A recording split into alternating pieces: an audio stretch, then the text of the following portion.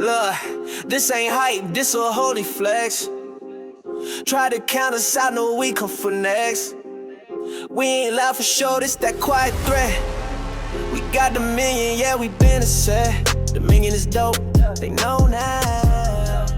We was low key, we glow now. Hey fam, it's Pastor Nate, and this is Dominion 5-Minute Bible Study.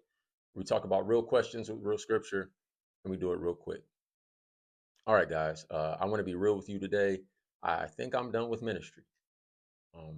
Now, before y'all start texting me or calling Bishop, calling my wife, trying to figure out what happened, I need you to relax. I'm not making an announcement, okay? But I do want to talk about something that I think a lot of us who serve God have felt before. And even if we don't always feel comfortable saying it out loud, we've been there. Because sometimes you can love God, you can know that you're called, you can love the people that you serve, and you can still get to a place where you say, man, I think I'm done. And the question I want to deal with today is, does feeling done mean that God is done with the assignment, or could it simply mean that you're tired? All right. So in 1 Kings chapter number 19, that's where we're going to start. And if you know the story of Elijah, chapter number 18 is huge. Elijah has just stood on Mount Carmel against the prophets of Baal. He prays. God answers by fire. The people see it and declare that the Lord is God. Like, this is the kind of ministry moment you dream about. You know, God showed up. The people responded. Mission accomplished. Then you turn one chapter, and Elijah's running for his life. Jezebel threatens him. He gets afraid. He runs into the wilderness. He sits down under a tree, and he says in verse 4, "It is enough now, O Lord. Take away my life." In other words, I've had enough. Come on, fam. That's the first thing I want you to see. Your lowest moment can come right after your highest one. Elijah didn't feel like this because God stopped using him. He felt like this after one of the greatest victories of his ministry. And I think sometimes we can assume that if God is using us, that we shouldn't get tired. Nah. You can be effective and exhausted at the same time.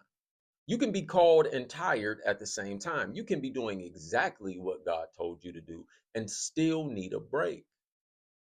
So be careful making a permanent decision based on how you feel in an exhausted moment. Because when you're tired, everything starts sounding like it's over. I'm done preaching. I'm done serving. I'm done leading. I'm done helping people. Maybe. But before you decide that, get some rest. Because watch what God does next. Elijah goes to sleep, and an angel touches him and says, "Arise and eat." He gets up, he eats, he drinks, and then guess what he does? He goes back to sleep. And God lets him, which brings me to point number 2. God dealt with Elijah the person before he dealt with Elijah the prophet. And man, do I love that, because God could have said, "Elijah, if you don't get yourself together, you are a prophet. You just called down fire from heaven. Where's your faith at?"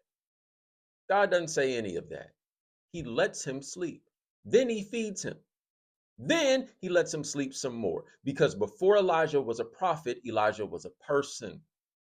And somebody watching this needs to hear me. Before you are the pastor, before you are the minister, before you are the praise team member, before you are the usher, the musician, the intercessor, the youth leader, the person everybody calls when something goes wrong, you are a person. And being used by God doesn't make you unlimited. Even Jesus withdrew from crowds. He rested. He went away to pray. There were times where people were looking for him and he was somewhere else. So where do we get this idea that serving God means everybody gets unlimited access to us? You are a servant of God. You are not everybody's unlimited resource. And sometimes the spiritual thing to do is go home, eat something, turn your phone over, and go to sleep. All right? Now peep this. The angel comes back a second time, touches Elijah, and says, "Arise and eat, because the journey is too great for thee." And that's going to take me to point number 3. God said the journey was too great. He never said Elijah was too weak, and that matters. Because sometimes we're beating ourselves up asking, why can't I handle this? Why am I so tired? Why is this bothering me? You know what? Maybe I'm just not built for ministry. And God may be saying, no, that's not it. It's just heavy. This journey is great. This responsibility is great. Caring for people is heavy sometimes. Leadership is heavy sometimes.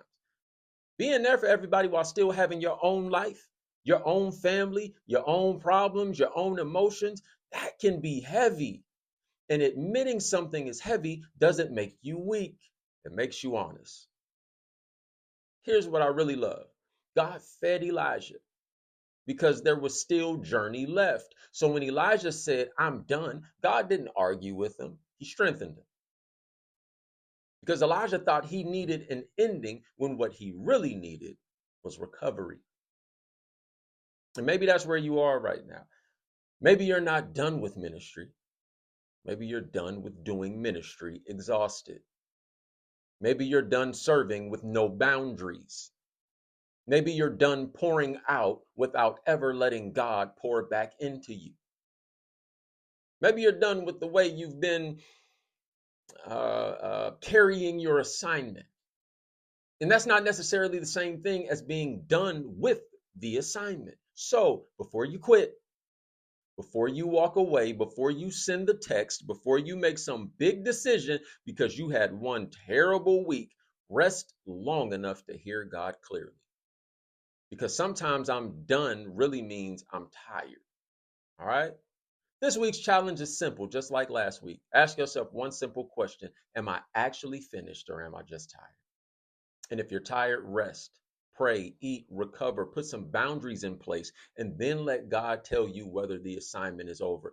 Don't let exhaustion make that decision for you.